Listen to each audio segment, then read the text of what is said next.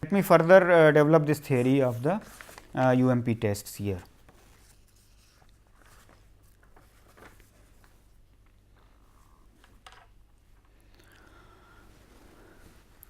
So, let us consider one parameter exponential family.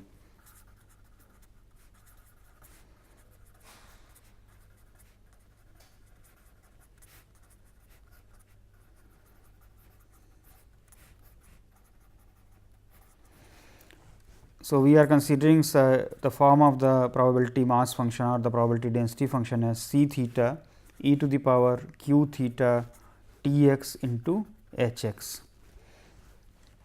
Here q function is strictly monotonic function. That means, it could be monotonically increasing or monotonically decreasing. Let us write down the ratio f x theta 1 by f x theta 2. Then this is becoming c theta 1 e to the power q theta 1 minus q theta 2 t x, and h x will get cancelled out by c theta 2. Now, if q is monotonically increasing,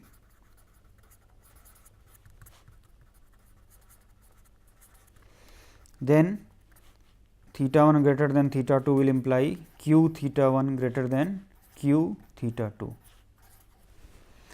That means, this term will become positive and you will have this as increasing function of T x. So, this ratio becomes an increasing function of T x. So, the family f x theta, this will have monotone likelihood ratio in theta T x. On the other hand, if I consider say q theta to be monotonically decreasing,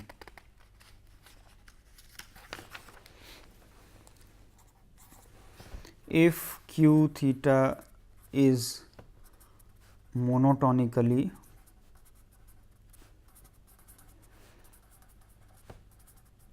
decreasing, then this R x term, what will happen here, that q theta 1 will become less than q theta 2 if theta 1 is greater than theta 2.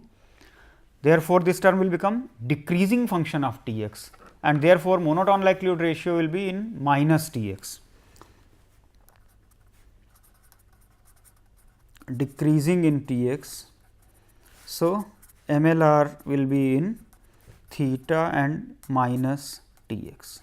That means, the test function will get reversed. Inequalities like here we are T x greater than c, it will become T x less than c. So, as a corollary of the previous theorem, we can write then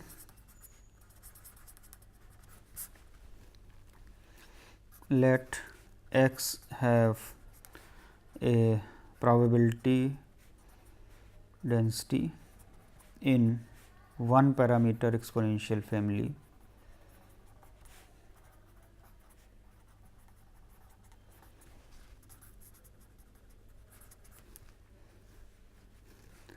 that is f x theta is equal to c theta e to the power q theta t x into h x, where q is monotonic function. Then there exists a UMP test for h naught theta less than or equal to theta naught against theta greater than theta naught. If q is increasing, the test is of the form phi 1 x is equal to 1 if T x is greater than c, if T x is equal to C, it is 0 if T x is less than C. If Q is decreasing, the inequalities will get reversed.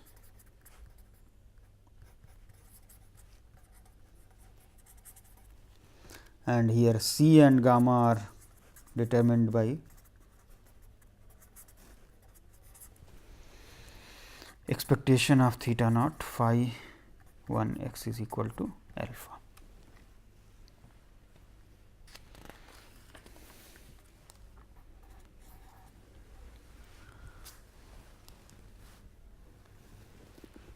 Let me consider one example.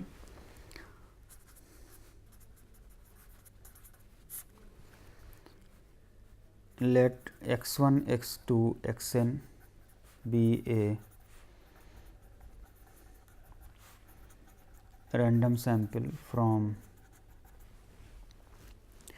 double exponential distribution.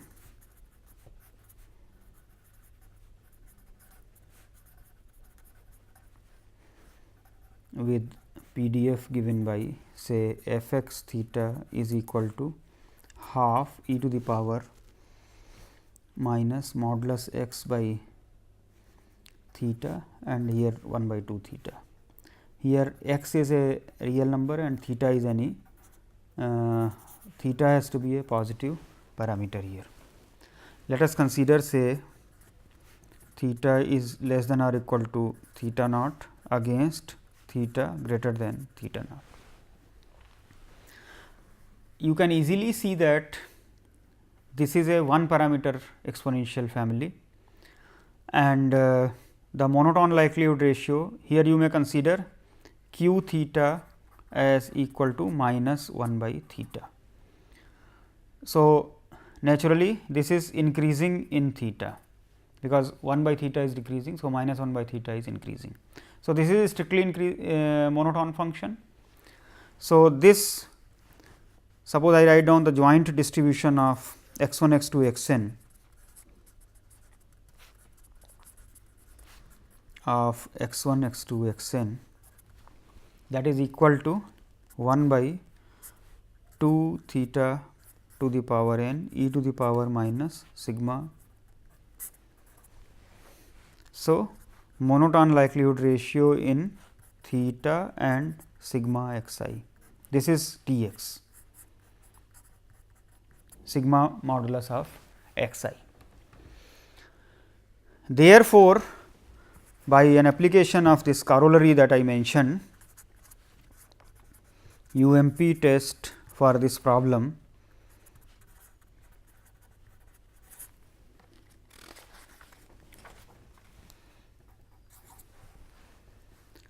let us say reject H naught if sigma modulus of x I is greater than C. Now, note here that we are dealing with the continuous distributions.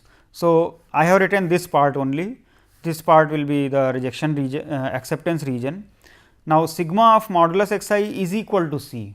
We need not write this portion here because this will have probability 0. So, without loss of generality I am including the equality here. Now, what we need to do is to determine this where C is to be determined from the size condition, that is expectation of phi x is equal to alpha. Now, let us consider say y I is equal to modulus of x I. If x I is having double exponential distribution, then modulus of x I will have simple exponential distribution, that is 1 by theta e to the power minus y I by theta. So, this will have distribution 1 by theta e to the power minus y I by theta. So, sigma modulus of x I by theta, that is y I sigma y I by theta, that will have gamma distribution with parameters n and 1. That means, twice sigma modulus x I by theta naught, that will follow chi square distribution on 2 n degrees of freedom under theta is equal to theta naught. So, when we consider the size condition, that is probability of sigma modulus x I by theta naught twice greater than or equal to some 2 c by theta naught, this is equal to alpha when theta is equal to theta naught. This implies that this 2 c by theta naught should be equal to chi square 2 n alpha. That means, on the chi square curve with the 2 n degrees of freedom, this probability is equal to alpha. So, this is chi square 2 n alpha point. So, the test is written as, so the UMP test is reject H naught if twice sigma modulus x I by theta naught is greater than or equal to chi square 2 n alpha. This is a UMP test of size alpha, and of course, accept H naught if this is less. So, you can see this extension of the Neyman Pearson theory to the families with the monotone likelihood ratio is helpful in providing the uniformly most powerful tests for one sided testing problems. If the families have monotone likelihood ratio, we are able to directly use these things here, and we are having exact test here. That means, once we have the observations and our testing problem is clearly specified, then at a given level of significance we can provide a decision whether we should accept a null hypothesis or not. On the other hand, if we do not specify alpha in advance, then we can find out the p value here. Now, let me proceed further with this theory here.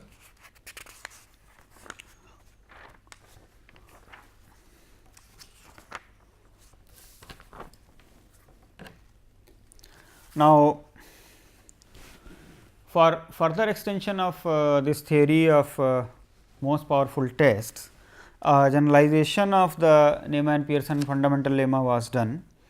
Let me state these results without any proof here, and these results are used for solving further problems. That means, here we are considering theta less than or equal to theta naught. So, it is strictly one sided.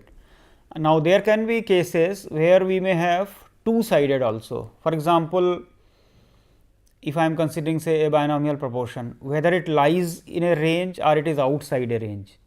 Now, if I say it is within a range, then it is like an interval, but if I say it is an outside a range, for example, I may say it is outside the interval 1 by 4 to 3 by 4. That means, I am saying the hypothesis is p less than or equal to 1 by 4 or p is greater than or equal to 3 by 4. This is a two sided thing. Now, in families with the monotone likelihood ratio etcetera, this Neyman Pearson theory is applicable to this also. And then there is another point, that is regarding the determination of the constants in the test. In the one sided thing, the maximum was occurring at the cutoff point, that is theta naught here. When we have two sided, then you will have two cutoff points. It will increase, and then, so what will happen, that we will consider the maximum value and at both the end points, that is at both the points end points of the intervals. So, these results are proved using certain extended features of the Neyman Pearson lemma. So, the result is known as the generalization of the fundamental lemma. Let me give it here first of all. A generalization of the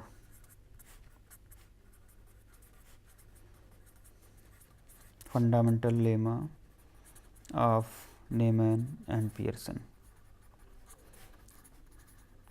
This statement and the proof one can find out in the book of Lehman and Romano. I will be skipping the details of the proof, I will only give the statement here. Let f 1, f 2, f m plus 1 be real valued functions defined on a Euclidean space X and integrable mu, and suppose that there exists a critical function phi for given constants C 1, C 2, C m satisfying integral phi f I d mu is equal to C I is equal to 1 to m.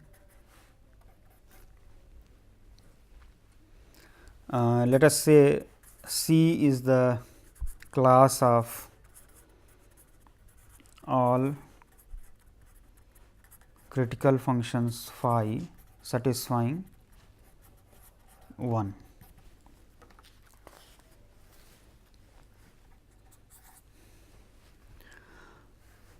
Then among all members of C, there exists one that maximizes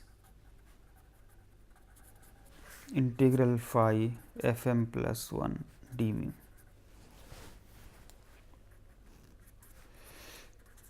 A sufficient condition for a member of C to maximize integral phi f m plus 1 d mu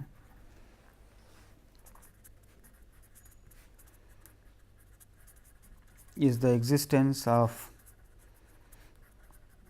constants k 1, k 2, k m such that phi x is equal to 1 when f m plus 1 x is greater than sigma k I f I x I is equal to 1 to m, and it is equal to 0 when it is less.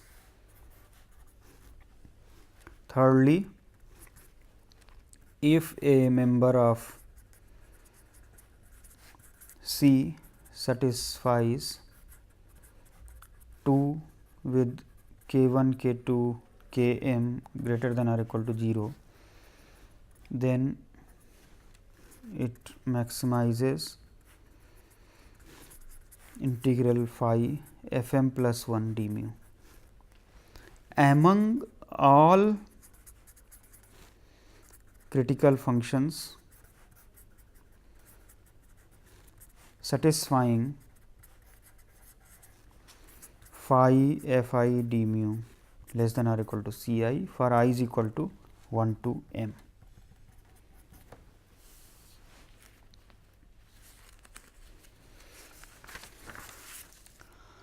And then lastly,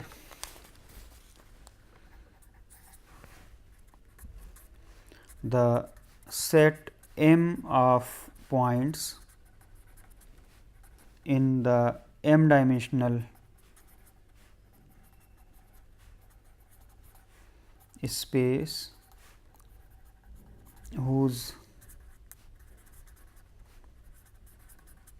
coordinates are say phi f 1 d mu and so on, phi f m d mu,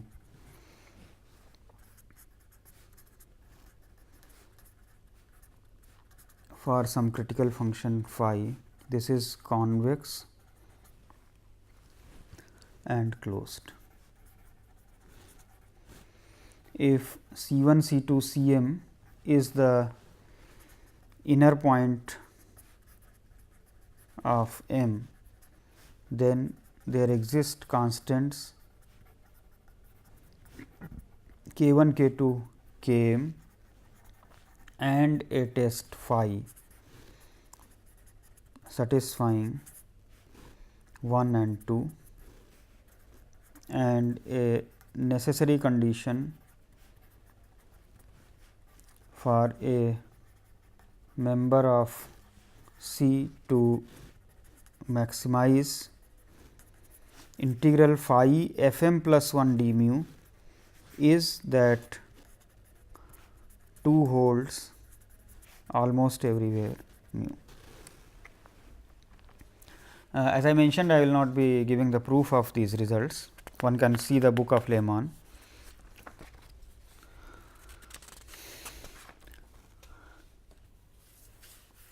Now, this extension is helpful for solving more general testing problems. As a corollary, I state the following: let P 1, P 2, P m plus 1 be probability densities with respect to a measure mu.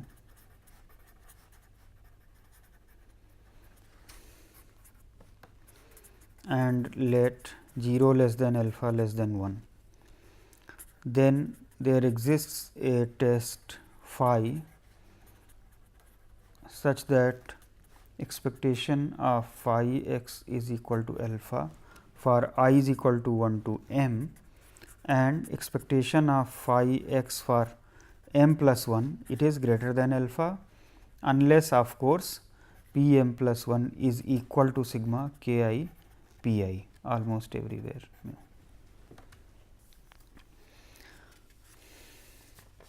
So, this will actually give the solution to more general two sided null hypothesis testing problems. So, we have the following result then, that is, if I am considering two sided hypothesis.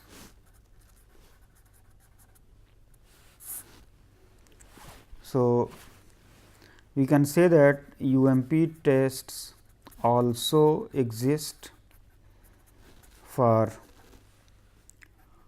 certain two sided hypothesis of this nature, h naught say theta less than or equal to theta 1 or theta greater than or equal to theta 2, where theta 1 is less than theta 2. So, we may like to test whether for example, say theta is the error measurements. So, we may like to check whether the error measurements lie within a certain range or they are outside the range. It could be like we are producing certain items and say certain ball bearings are being produced and we are looking at the diameter of the ball bearings. So, whether the ball bearings diameters are within a range or it is outside the range. If it is within the range, we will be accepting the product as the good item. If it is outside, then we will be rejecting that. So, therefore, this is a perfect case for the two sided testing hypothesis problems. We may have say h 1 as theta 1 less than theta 2. So, the result is that by the use of the generalization of the Neyman Pearson fundamental lemma, we can actually give the uniformly most powerful test for these situations also. So, we have the following theorem which I will state.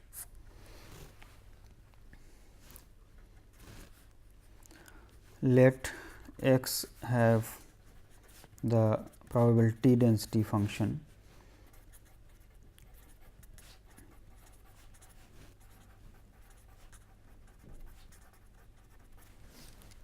with respect to a measure mu, and q is strictly monotone.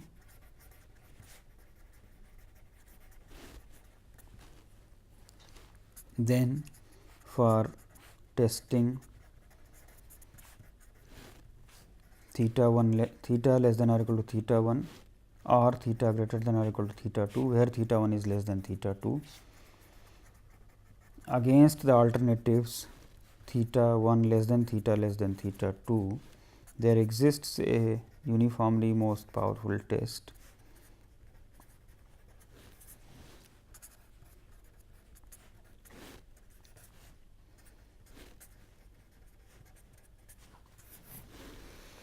Of course, here again C 1 has to be less than C 2. It is gamma I if T x is equal to C I for I is equal to 1 2. So, there are 2 points of randomization here, and we accept if T x is less than C 1 or T x is greater than C 2. Once again, if we are considering Q to be strictly monotone here, then the family of distributions has monotone likelihood ratio in theta T x or theta minus T x. And therefore, so here I have taken for example, increasing, say, because we are writing the region in the rejection region in this one. So, I am considering monotonically increasing. So, we are rejecting when the value lies between two ranges, and we are accepting for smaller values of T x or larger values of T x. If it is decreasing, then the inequalities will get reversed, and at the boundary points of the interval we have done the randomization. Here, so let me consider this as 1, this as 2, say,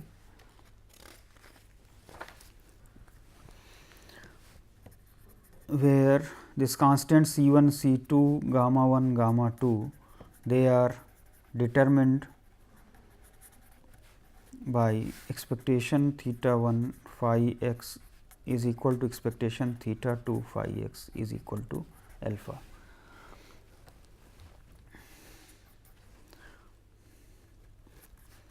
This test minimizes expectation phi x subject to 3 for all theta less than theta 1 and theta greater than theta 2.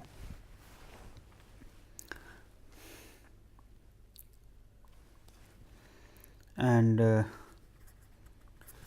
for 0 less than alpha less than 1, the power function of this test has a maximum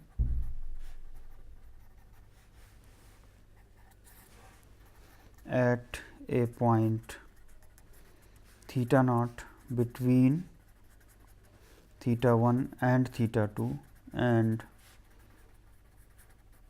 decreases strictly as theta tends away from theta naught in either direction.